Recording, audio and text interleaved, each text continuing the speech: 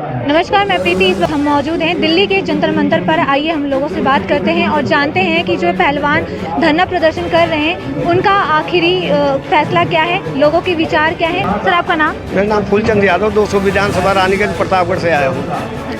Sir, आपको क्या लगता है कि जो पहलवान इतने दिन 33 दिन हो गए हैं इनको धरना प्रदर्शन करते हुए, आपको क्या लगता है कि जो इनकी मांगे हैं वो पूरी होगी या नहीं? देखिए, इस सरकार में जब फेंकू राजा होता है, सरकार सोचती है कुछ संभव नहीं कहा जा सकता है। कब तक ये मामला खींचेगा, क्या होगा इसका परिणाम कुछ कहा नहीं जा सकता है। जो बेटियां हमारे देश के लिए एक तरह से अपना पौरुष बल पराक्रम दिखा करके दूसरे देश में एक आत्मन गंगा जल लेकर के हाथ में झंडा लेकर के दूसरे देश से पदक जीत करके ले आई है, वो आज बिलख रही है, चिल्ला रही है कि हमें न्याय मिले। वो पीड़ित हैं। वो आदमी को तो डूब के मर जाना होता है कि हमारी बच्ची के साथ जो है बलात्कार हो गया। हर आदमी का खून खौल जाता है। बेटियां ही नहीं मरती हैं, परिवार भी मरता है और समाज भी मरता है।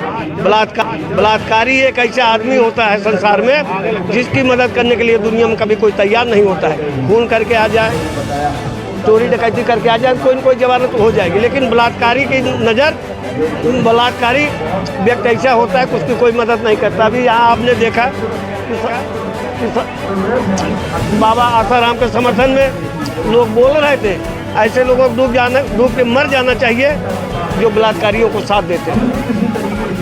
आसाराम जैसे आसाराम पैर पुजवाते थे और बाबा जी पुजवाते थे, तो ये बेटियों से विश्वास लोग हटा रहे हैं। आजकल आप कहीं चले जाओ, अगर किसी से कह दो बेटी थोड़ा बगल हो जाओ, बेटी पढ़ी लिखी कहती कि मोदी वाला बेटी तो नहीं बोल रहे हो कि मोदी वाला बेटी तो नहीं बोल रहे हो कि बुरे समय में हम कहीं आए तो मेरी मदद न कर सको। बात ये होती है। वर्तमान जैसे तैसे कटता सभी का है, किंतु व्यापक भविष्य की कहानी होनी चाहिए। मर के तो जाना है एक दिन सभी को, लेकिन स्वाभिमान की एक निशानी होनी चाहिए। जिसका स्वाभिमान नहीं है वो जिंदे या भारत में जिंदा रहने का हकदार भी नहीं है। मोदी जी ने एक नारा यूज किया था जो है बेटी बचाओ बेटी पढ़ाओ, इस पर आप क्या कहेंगे? कहाँ गया वो खोखला वादा जो सीना ठोक के कहते थे? सवाल कर रहा हूँ, भारत का कोई भी आदमी, शासन प्रशासन का प्रमुख आदमी जवाब देगा। कहाँ गया वो खोखला वादा जो सीना ठोक के कहते थे बेटी बचाओ बेटी पढ़ाओ, झूठा वादा करते थे। और बताएं आप। ये लगातार धरना प्रदर्शन पहलवान कर रहे हैं। बृजभूषण कह रहे हैं कि मोदी जी बयान देंगे तभी मैं गिरफ्तार होऊंगा, इससे क्या कहेंगे? आजकल का उदाहरण सुनाऊं कि वर्तमान समय का, आप ये सुन लीजिए। ये लड़कियां जो है लड़कियां नहीं हैं, भारत देश की धरोहर है, माँ बाप की धरोहर है, देश की एक पूंजी है। ये छुई मुई का पेड़ नहीं है जो छूते ही मुरझा जाएंगे। टंकारों से टंकार करेंगे, मोदी जी दिल्ली भी हिल जाएंगी। आप क्या समझ रही हैं? आपको क्या लगता है कि जो ये धरना प्रदर्शन है कब तक चलेगा? धरना प्रदर्शन कोई तय सीमा नहीं होती है। जब तक हर आदमी के स्वाभिमान जागेगा नहीं, गौरवशाली लोग सामने उभर करके आएंगे नहीं, ये बेटियां क्या आने वाले समय में हर माँ बाप सोचेगा हम अपनी बेटी को सेना में भेज दें, खेल में भेज दें, या अच्छी एजुकेशन के लिए देश विदेश कहीं भेज देंगे। जब हमारी बेटियां नहीं सुरक्षित रहेंगी, हमारा स्वाभिमान नहीं सुरक्षित रहेगा, जब हमारी इज्जत नहीं सुरक्षित रहेगी, हमारा जीना और बहुत बड़ा मेडल लेने से फायदा क्या? बताओ। इन्होंने बृजभूषण सिंह ने कहा है कि जो ये पहलवान मेडल लेकर आए हैं उनको उनकी मेडल वापस ना करे बल्कि धनराशि वापस करे, इस पर क्या कहेंगे आप? कोई धर्म मजहब पंथ ऐसा नहीं होता जिन्हें बेटियां नहीं होती। सबके पास होता, चाहे हिंदू मुसलमान हो, सब अपनी बेटी को बड़ा प्यार करते हैं। कोई धर्म मजहब पंथ ऐसा नहीं होता जिन्हें बेटियां नहीं होती। जब बेटियां रोती चिलकती हैं, उन कमबख्तों को बता रहा हूँ, 15 रुपए जो मेडल की कीमत बताते हैं, इज्जत से बढ़कर के मैम कोई दौलत नहीं होती है। इज्जत से बढ़कर दुनिया में कोई दौलत नहीं। अगर आपके पास दुनिया की संपत्ति है, अगर आपका स्वाभिमान और चरित्र नहीं जिंदा है, तो आप दो कौड़ी के हैं। वो लोग भी दो कौड़ी में नजर में होते हैं। दुनिया भर का भौतिक सुविधाएं, सौंदर्य, साधन व्यवस्थाओं से जी रहे हैं ना, उसको जीना नहीं कहते हैं। चुल्लू भर में पानी में डूब के मर जाए, जिसका चरित्र मर जाता है उसका सब कुछ मर जाता है। ये शास्त्रों में भी लिखा गया है। घर घर के हर आदमी पढ़ा लिखा स्वाभिमानी आदमी जाता है।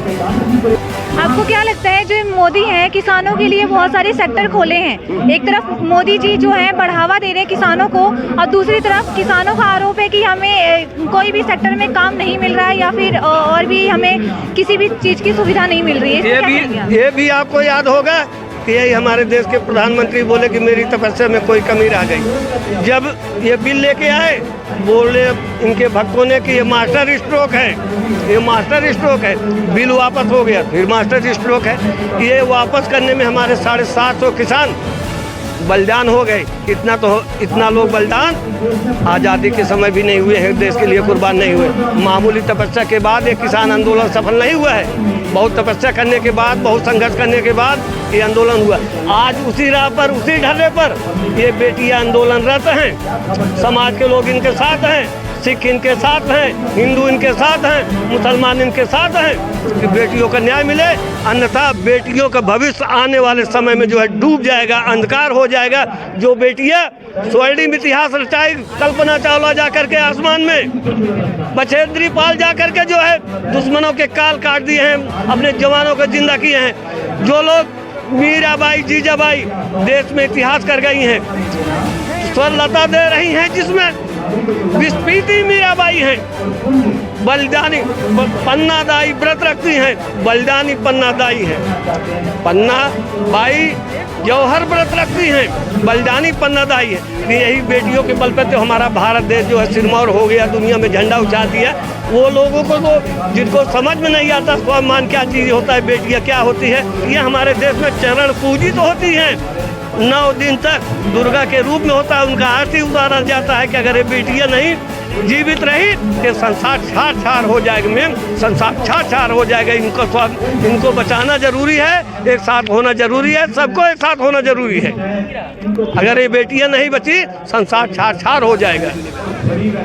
तो क्या लगता है आपको जो मोदी जी हैं इस पर पहल क्यों नहीं कर रहे हैं, इतना देरी क्यों लगा रहे हैं इस पहलवानों को समर्थन देने में? ये सभी लोग आके कह रहे हैं तो मोदी जी देरी कर रहे हैं। ये काम मोदी का नहीं है। किसका लगता है? मेरी बात सुनो, ये काम मोदी का नहीं है कि तुम अपराध हो रहा है तो मोदी हर कोर्ट पे आदेश ही देते रहे। ये काम मोदी का नहीं है। ये काम जो है हमारे कोर्ट का है, शासन प्रशासन का है।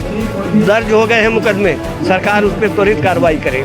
तो ये कार्रवाई करने में इतनी देरी क्यों लग रही है? काफी टाइम हो गया बृजभूषण सिंह को FIR दर्ज कराने ये में। लचर व्यवस्था का परिणाम है, ये लचर व्यवस्था का परिणाम है। मैं तो मोदी जी से भी कहा था इनको न्याय दिला दो, जब कर्नाटक चुनाव प्रचार कर रहे थे, इनको न्याय दिला दो, चुनाव प्रचार या भ्रमण करो।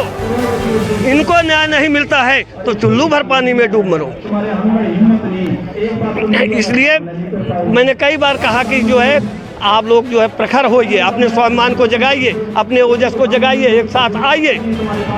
जगह है जो भी सरकार होगी, आज बीजेपी सरकार है, उससे मांग कर रहे हैं। अगर ऐसी घटना हमारे देश में घट रही है, कोई भी सरकार आती है उससे मांग भी हमारी होगी, उससे मांग जनता करेगी, समाज के लोग करेंगे कि ऐसा नहीं होना चाहिए। जो जघन्य अपराध है, जघन्य अपराध पर रोक लगानी चाहिए।